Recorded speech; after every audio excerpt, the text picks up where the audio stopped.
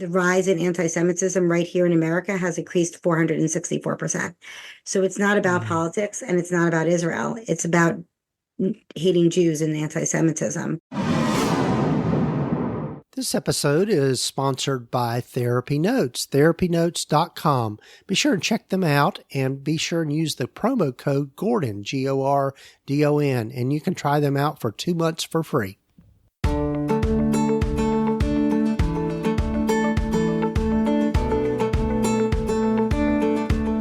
Over 15 years ago, when I started my private practice, I had to learn a lot, and most of it the hard way, and I don't think you need to do the same. Hi, I'm Gordon Brewer, a licensed psychotherapist, and welcome to the Practice of Therapy podcast, part of the Psychcraft network of podcasts. Join me in this journey of discovery as we have conversations with other leaders and professionals in both the mental and allied health fields. Join us as we explore both the business and clinical sides of running a private practice.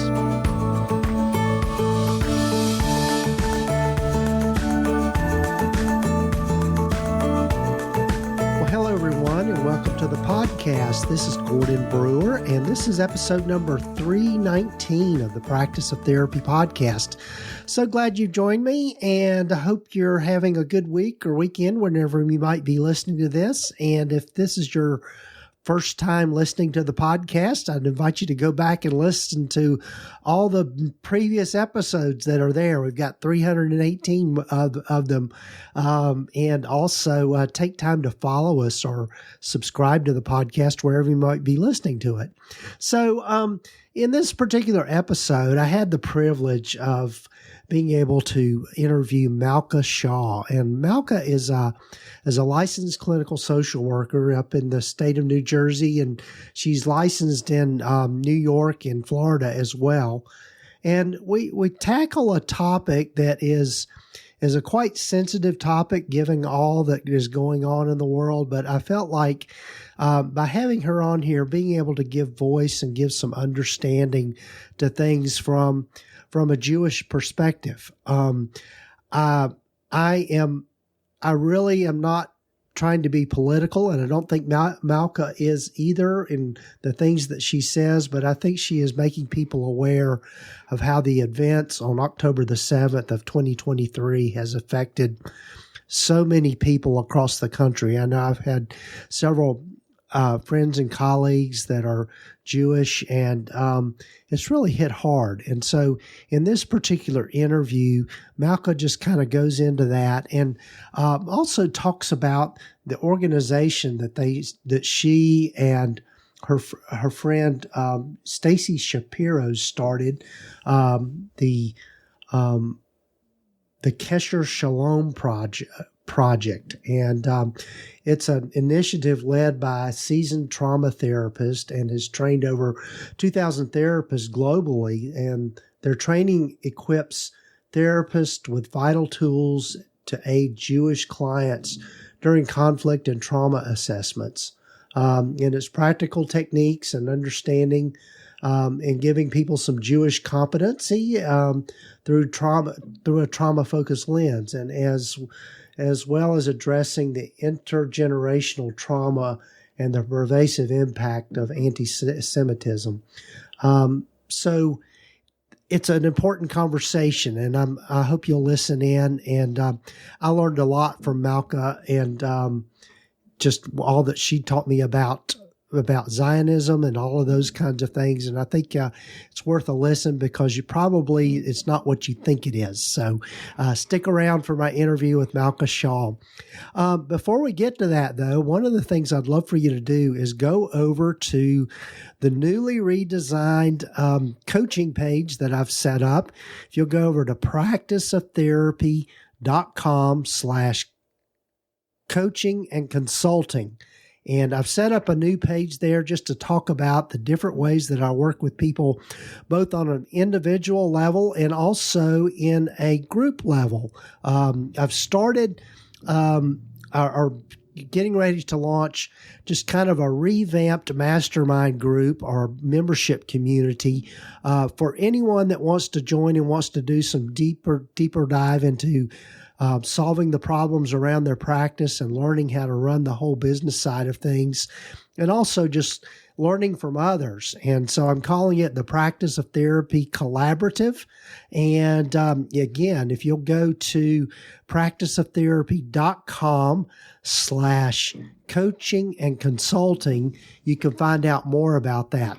The collaborative, though, is going to be launching at the first week of April, and it is going to be a membership community that we will meet every week. And there will be different topics that we'll cover each week, and also have ways to interact in between meetings through the Circle platform. You'll have access to paperwork packets and all kinds of other resources through that community. I've gone through, I guess, a few different versions of doing mastermind groups over the years, but this is one that I've landed on, and I think you're going to love the format. So be sure and check it out, practiceoftherapy.com/coaching and consulting. And that'll get you to the page where you can find out more about the collaborative, but also about working with me individually. I've had several people reach out to me recently about just doing some individual consulting with me, and just doing things at a deeper level. So, I invite you to go over and check that out.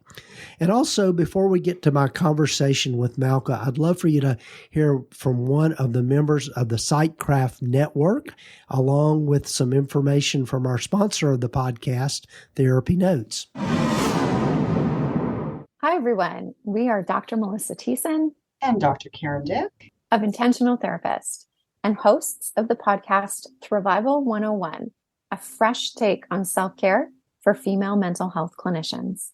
As mental health clinicians, we all know that self-care is important, and yet ironically, we often struggle with it ourselves. Even worse, we tend to do this in silence because who wants to admit we might be struggling? Well, here's the thing. There are unique factors about our training, our work, and our gender socialization that contribute to this very real and normal struggle with self-care. The good news is that together we can break the silence and lessen the struggle. We created Thrivival 101 to help us all do just that. Through our 4Cs framework, connection, compassion, courage, and creativity, and interviews with other like-minded clinicians, we will help you redefine your concept of self-care, find a supportive community, and start taking steps towards putting you back in your schedule. So you can learn more about us at intentionaltherapist.ca and can find Thrivival 101 through the Sightcraft Network and wherever you listen to your podcasts. Have you ever wished your private practice could run as smoothly as a well-oiled machine? Well, look no further, because Therapy Notes is here to revolutionize your practice. Therapy Notes is the complete practice management system you've been dreaming of. With everything you need to manage patient records, schedule appointments, meet with clients remotely, create rich documentation, and handle insurance billing, it's your secret weapon for a smoother practice. And the best part? It's accessible wherever and whenever you need it. Yep, even on the go. Imagine having more time for what truly matters, your clients. It's like having an extra set of hands, but digital.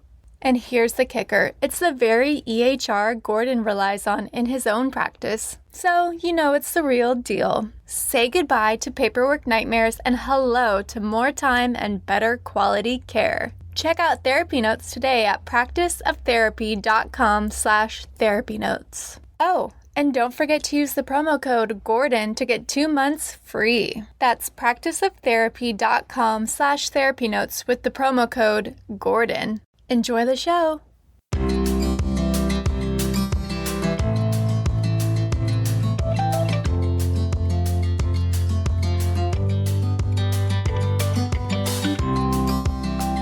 Well, hello, everyone, and welcome again to the podcast. And I'm really happy for you to get to know today Malka Shaw. Welcome, Malka.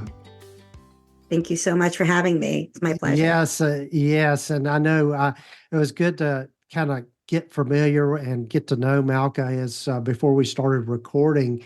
And Malka is a therapist up in New Jersey and has had a lot of experience working with trauma. And I'm going to let Malka tell her story and just talk about the things that she's working on through the Kesher Shalom Project. So, Malka, as I start with everyone, tell folks a little more about yourself and how you've landed where you've landed. Thank you so much. So, as he said, my name is Malka Shaw. I reside in New Jersey with my husband and 3 kids. And professionally, I've been in the field for over 25 years. My professional experience has varied in many different ways and forms. I have currently been in private practice for over 16 years. My practice ranges from maternal wellness, women's issues, couples, and trauma. Trauma is one of my specialties. I am an EMDR therapist as well. And one of the unique things about me that I was telling Gordon is I was involved in 9/11.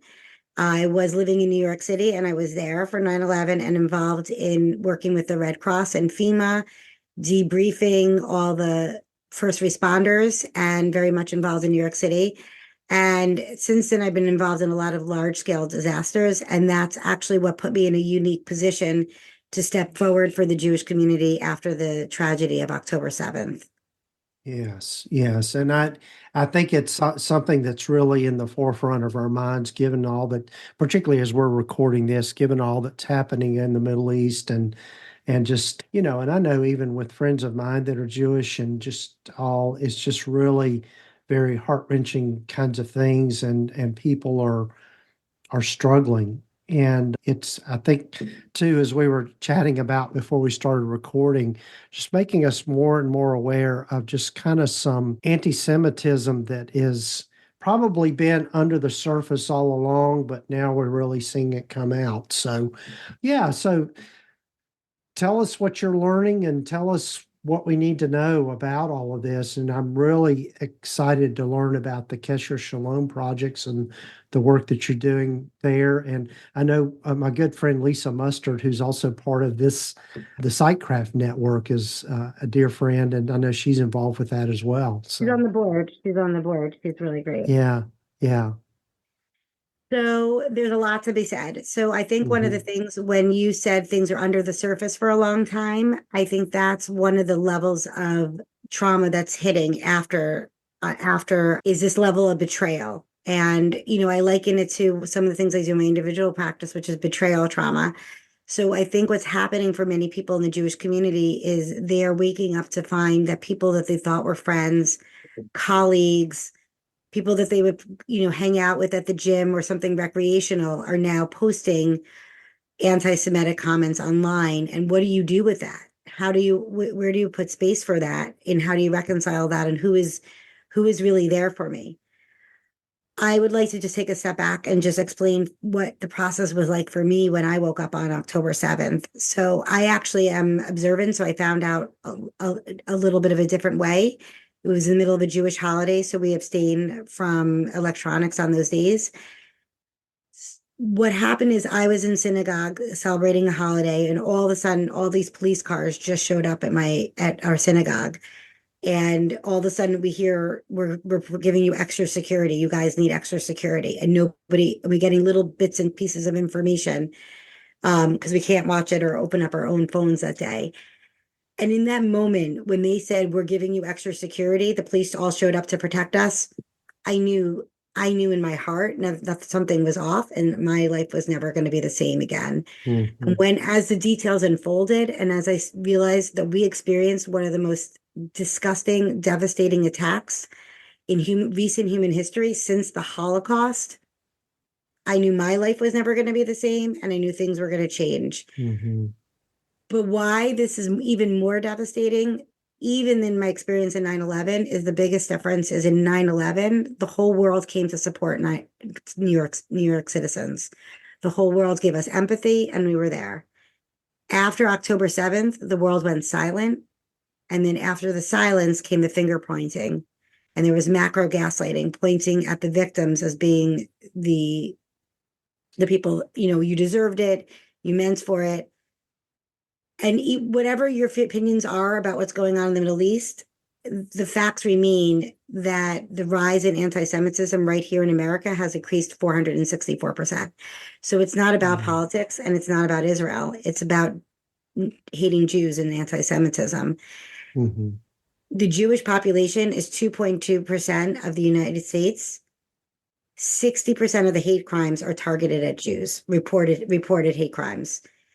So when we talk about the Jewish population as somebody that's privileged or not really a minority, because that's a lot of what we're hearing, let's look at the facts. We are a minority. We are only 2.2% of the population. That's lower than most one of the smallest minorities here.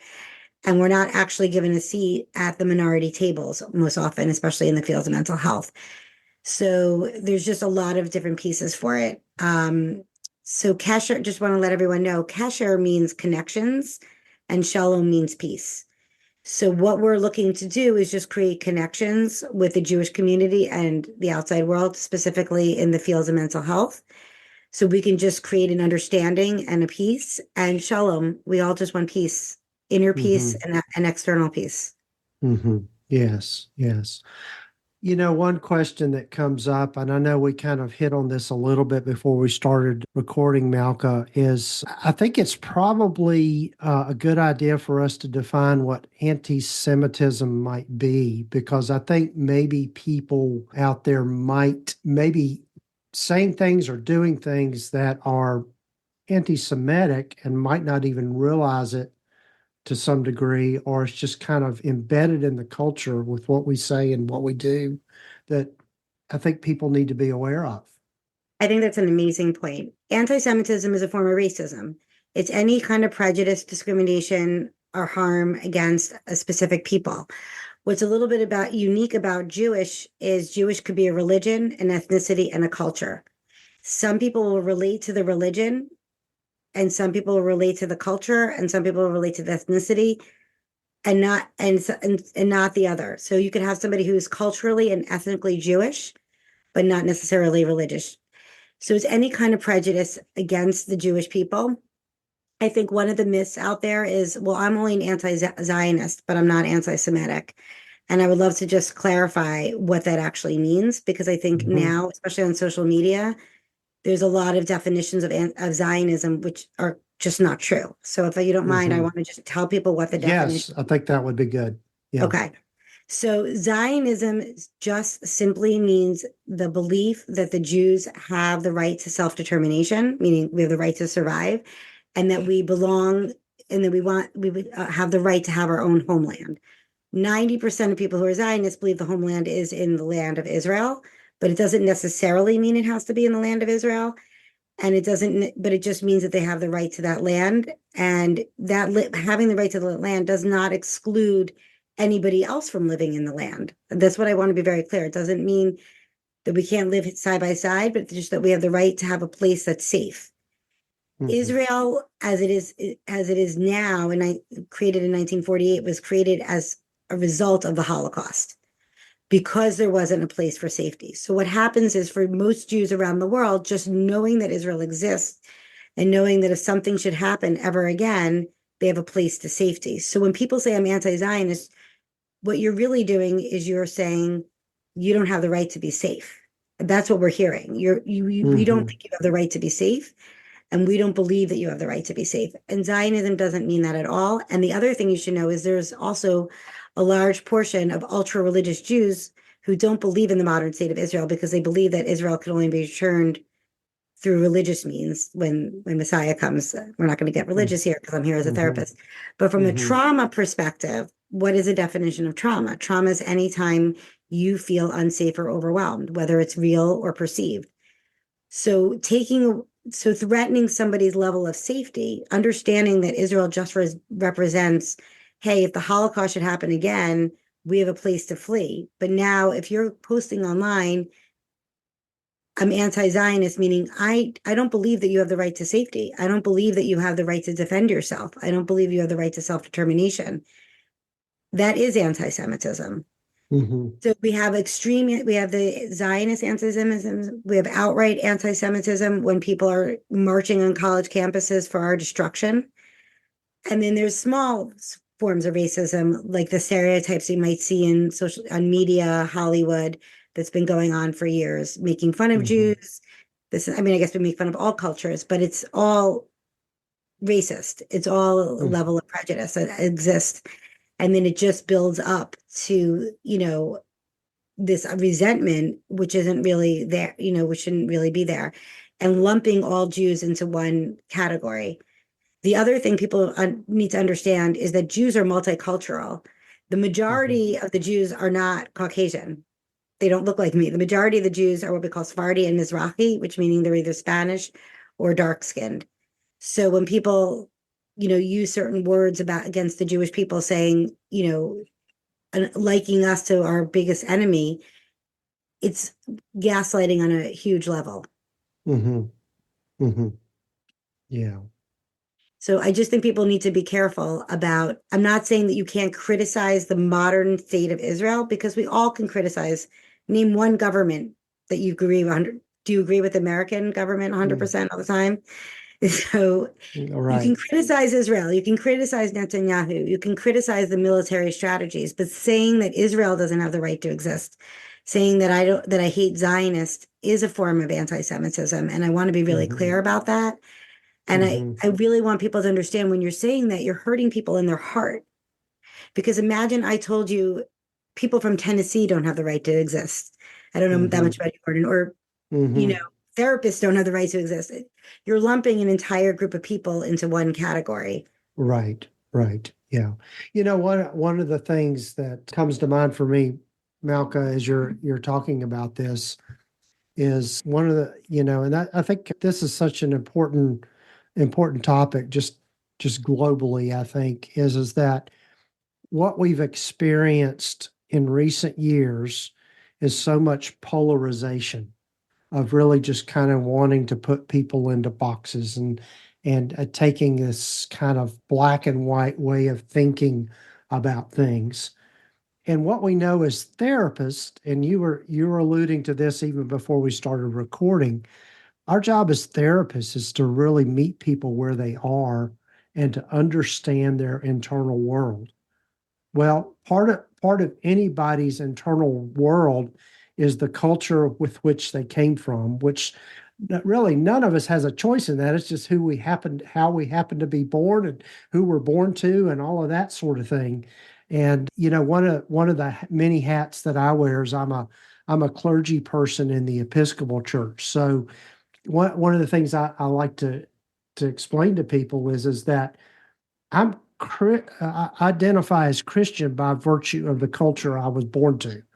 I was born into a Christian culture. If I had been born in India, or if I had been born in any other parts of the world, I probably would have I would have been part of that culture, and that's what I would have known, and that's what I would have been brought up in. But I think everybody, maybe one way to think about this is everybody, I think, has the need and the right to seek meaning in their life through what they're familiar with. I think there are many, not to get overly religious here, because we are therapists, but I think there are many paths to God and to higher being, or however you want to put that.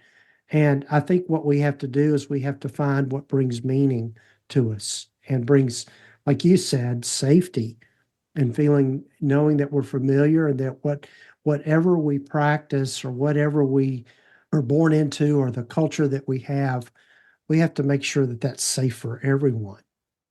100%. I mean, that's our role as therapists, right? Our role is to, number one, have a non-judgmental, safe place and hold space for anybody's pain. And it's our job to relate to because when we talk about it in the trainings, I'll tell you about, the Kesher's been writing, we're talking about the core emotions of, feeling betrayed, feeling hopeless. Some people are feeling very angry right now in the Jewish community, sadness, depression. Some people are internalizing the anti-Semitism. When we talk about the core emotions of grief, shame, doubt, anxiety, stress, if you can't relate to those emotions as a therapist, then I don't know what you're doing in the therapy field. But right. What's happened since Kesher Shalom has been developed is people have been reaching out to us on so many different vehicles, both therapists and clients alike. I've had so many therapists tell me that clients have dropped them simply because they're Jewish. They've been in their therapy with them for a long time. They said clients have said outright horrible things to them in the middle of therapy session. Mm. I've had people tell me that the therapists are not providing empathy, saying, well, you're not really a minority, or okay, so you've been dealing with prejudice for a couple of weeks. Think about the other cultures who've been dealing with it for years. Mm-hmm. And I'm just horrified that a therapist could even say that to any client, Yeah. because the client's coming to them with something real. And first of all, it's not true. Jews have been suffering for over 3,000 years. And our courses go through the whole line of Jewish history, and it's been going on for 3,000 years of history of slavery and persecution. But Mm-hmm. second of all, if that's that client's experience when they walk in the door, how could you not validate that experience? Think about the extra damage that that therapist is causing on the client. Mm-hmm. And, we need to really get the message out there. And we really need to continue providing training for therapists on Jewish cultural competencies as well, to really understand the Jewish culture and understand what's going on. Because believe it or not, many states, I don't know what it is in Tennessee, require a cultural competency requirement for the continuing ed. Mm-hmm. And you're Mm-hmm. not going to find, you don't often find Jewish as one of the That's options. true. That's You true. really don't. So that's Yeah. going to be that's one of the Yeah. things that we're covering right now in our trainings. Just understand the history and understand it from a trauma perspective. There's layers of things called intergenerational trauma, and all the studies are pretty recent. Trauma is passed on from mother to, from mother to child in the womb, and how that goes into parenting and attachment, and how that can affect, so it's this whole cycle of Mm-hmm. intergenerational trauma, on top of the fact that we are now experiencing an active trauma, and we're actually labeling this a communal trauma. So the Jewish world Mm-hmm. right now is in a active communal trauma. And I differentiate that from a collective trauma. So collective trauma is something we've all experienced because that's COVID, right? Mm-hmm. The whole Mm-hmm. world, when we had the lockdown, that was a collective trauma. But a Mm-hmm. communal trauma is something that is for a targeted population. So Right. while I've lived in my lifetime through three large things, so the COVID, 9/11, and now October 7th, I would put 9/11 and COVID as collective, and I would put 10/7 as a communal trauma. So when you have Yeah. that background, and then if a client's walking in and they had a personal trauma, so we know as trauma therapists, trauma on top of trauma on top of trauma, it all adds Mm-hmm. up. And then that's where you can really see development of complex trauma, PTSD. Right. Right. Yeah. So yeah, Malka, what would you, if for folks that are non-Jewish that are working with Jewish clients, particularly therapists, what would be some advice or some direction that you would give in how we can be more compassionate and empathic and do better work to help folks that are experiencing all of this?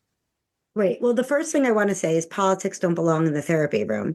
Mm-hmm. So we've experienced a lot of therapists going off on their own politics to clients. And as I said, you can put aside whatever you think about the government, the modern government is separate from the word Zionism. And really, when the client's coming to you, the most important thing is to relate to that core emotion. What is that core emotion underneath? And then when whatever that core emotion is, how would you treat it any other way? So if somebody's feeling betrayal because their colleague who they used to hang out with is now posting anti-Semitic comments, it's a betrayal. Treat it as a betrayal.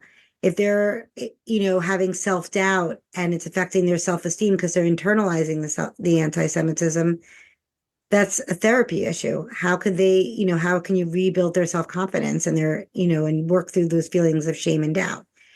If they're going through a process where they're feeling dysregulated, so it's our job to regulate our clients. But Mm-hmm. it's really about just having the empathy and the understanding that it's a culture right now that is hurting and it's being gaslit on a macro level. And it doesn't, one of the things that I tell clients all the time is that we need to unplug to recharge. So the social media is definitely not helpful. to see it in too many big doses, because it feels like every few weeks there's another drop in the bucket that just kind of recharges it. It's important to be aware of what's going on, especially what's going on in Congress right now. It's really important, but that OCD level of looking at the social media on an ongoing loop is not going to be helpful for your clients. But for the therapist, you want to understand what's going on. To hear Congress tell the presidents of Ivy League schools that they need to step down because they're anti-Semitic is shocking. The whole, I don't know if you saw that, Gordon, like it's shocking. Yeah. Yeah. What's going on. And, I'm very grateful that Congress is standing up for us, but the fact that they even have to is shocking. You think it's 2023, I'm sorry, 2024, Happy New Year. And we still have to go through that. And, and they still have to be told you need to step down. It's a shock to the system. So, again, it's not about what you personally agree with or not agree with. It's about it's starting where the client is at, just the basics of being, that's the basic tenet of social work. Start where the client is at, have empathy for where the client is at. And also really understand that whatever your preconceived notions are, the facts are the facts. I can read off the fact sheets. Jews make up 2.2% of America. They make up 0.02% of the world's population. So when people say, well, you're not really a minority, or you're not really a marginalized people, no, it's not true. It happens to be that we're a very successful minority. And and we have a survivor mentality. And for whatever reason, the successful or the survivor mentality feeds into the anti-Semitism. Because people, as you said, it's this polarized world of like either you're good or you're bad. You're either a victim or you're the victor. But why can't you be somebody who's been victimized but still be successful? Because that's really the definition of a Jew in modern society. We rose from the ashes of the Holocaust.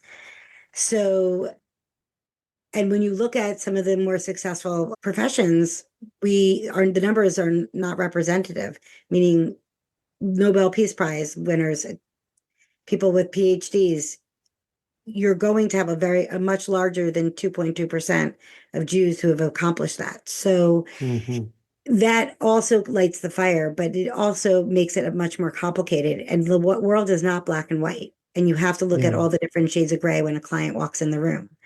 Right. You can be successful and you can be a survivor, but it doesn't mean you're not hurting. And it doesn't mean you haven't had some level of victimhood. Yeah. It's just that's what's embedded in the culture of being a Jew. What's embedded in our culture and our value is the idea of not seeing ourselves as a victim and seeing ourselves as survivors. Yeah. Yeah. One of the things, Malka, that I think about is when you talk about empathy, to me, what goes hand in hand with empathy is being curious and not critical, of being able to, if you don't know, is to really dig in and find out what the other person's internal world is like, and for them to be able to give voice to that. Because, that old proverb, until you've walked a mile in somebody's shoes, you just don't know what it's like for them. And so being able to be curious about that and try to understand, I think is the road to healing with all of this. And, one of the things, again, from my own culture, my own faith background, being Christian, is a lot of Christians don't know their history.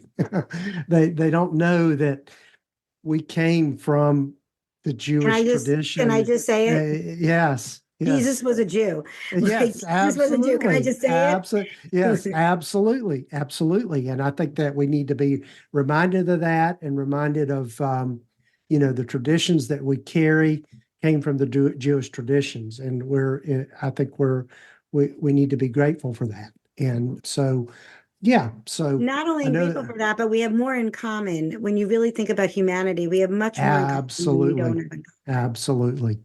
Absolutely. I mean, not to get, again, way off on a tangent, our the Christian practice of the Eucharist or the Lord's Supper comes directly from the Seder.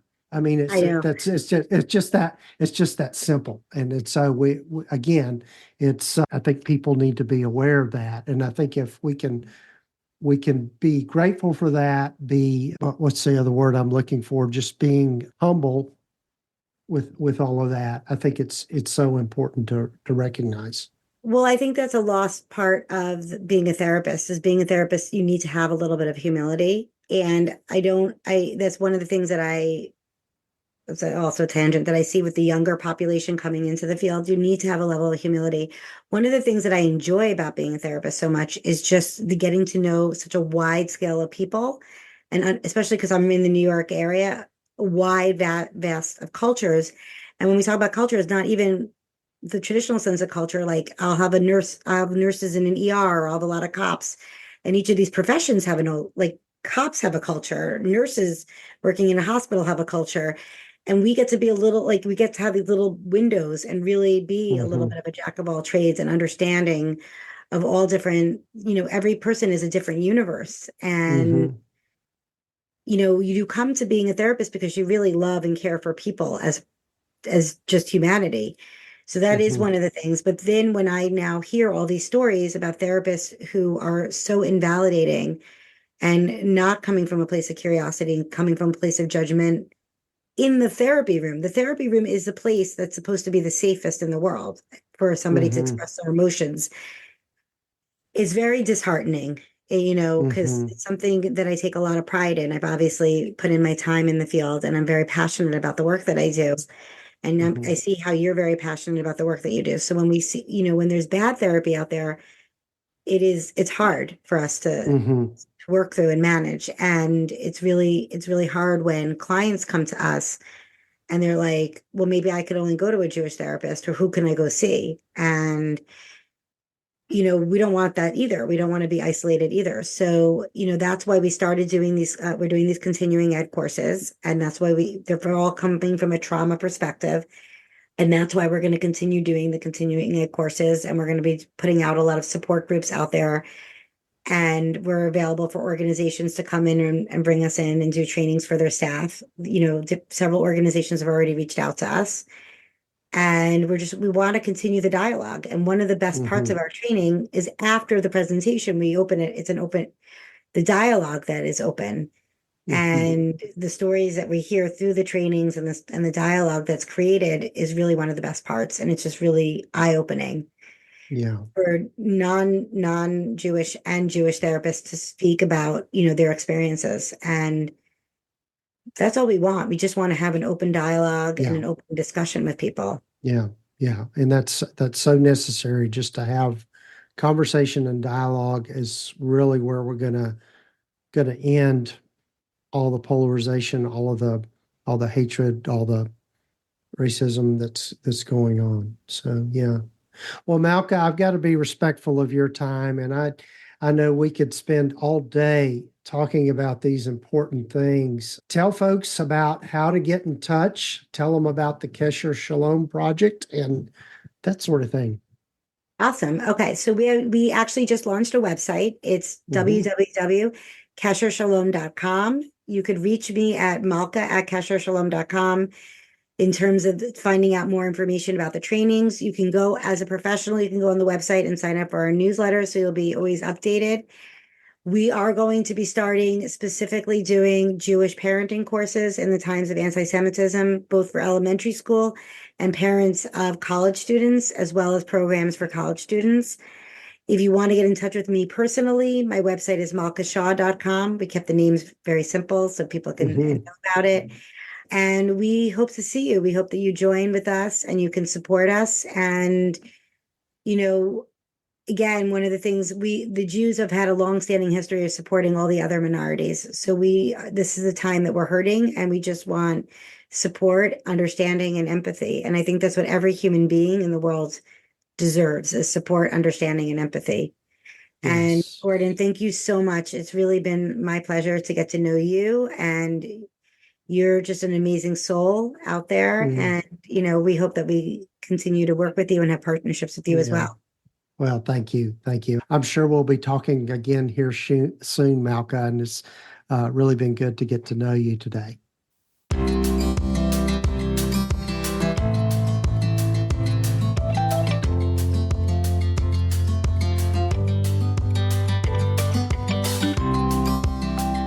Well, a big thanks to Malka for joining me on the podcast. And I hope that you have learned a lot from listening to Malka. I know that I did. And I think that one of the things that we need to always be reminded of is how we can better treat others with kindness and compassion, regardless of what culture you come from, regardless of what your background is. We all have a unique perspective. We all have a unique experience in life. And I admire Malka for being courageous and coming out and speaking out from the Jewish perspective. I think that's important for people to hear. And I think that she would agree with me too. It's important to hear the other sides of things from the Palestinian perspective as well. But anyway, I hope this was a helpful episode for you, and I hope that you learned a lot from it. And be sure and reach out to the Kesher Shalom Project to find out more about their continuing education and the trainings that they're doing for therapists to help us be better aware, better competent in what we do and working with people of different cultures, regardless of what it is. So, again, thanks for joining me in the podcast, or listening to the podcast, rather. I hope you'll take time to follow us or subscribe to the podcast wherever you might be listening to it. And also, if you'll go over to practiceoftherapy.com/coaching and consulting, the new landing page that gets set up there to tell you about the consulting and coaching services, along with the new Practice of Therapy Collaborative, a membership community that's getting ready to launch. If you're on my email list, you'll be getting more information about that. And if you'd like to join the email list, just go to practiceoftherapy.com and just sign up to get the free private practice startup guide. Even if you've already started your private practice, you might find some helpful information in there. And also that'll put you on the list to find out other things that are coming up. I know I was talking with my good friend, Dr. David Hall, earlier this week as I'm recording these intros and outros. And he's got some things that we're going to be collaborating on and some new stuff. So real excited about that. So take care, folks, and do take time to go over and check out Therapy Notes. They are the leading electronic health record system for mental health providers. They're who I use in my practice, and I just couldn't operate without them. They are just constantly adding to their platform, and it is just an amazing tool for your practice.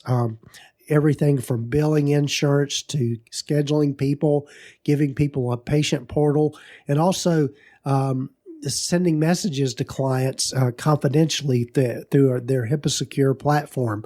So be sure and check it out. And be sure and use the promo code Gordon, just GORDON, to check them out for 2 months for free. And let them know that you learned about them from the Practice of Therapy podcast. So take care, folks. Got a lot of great guests lined up for future weeks, and we'll talk to you then.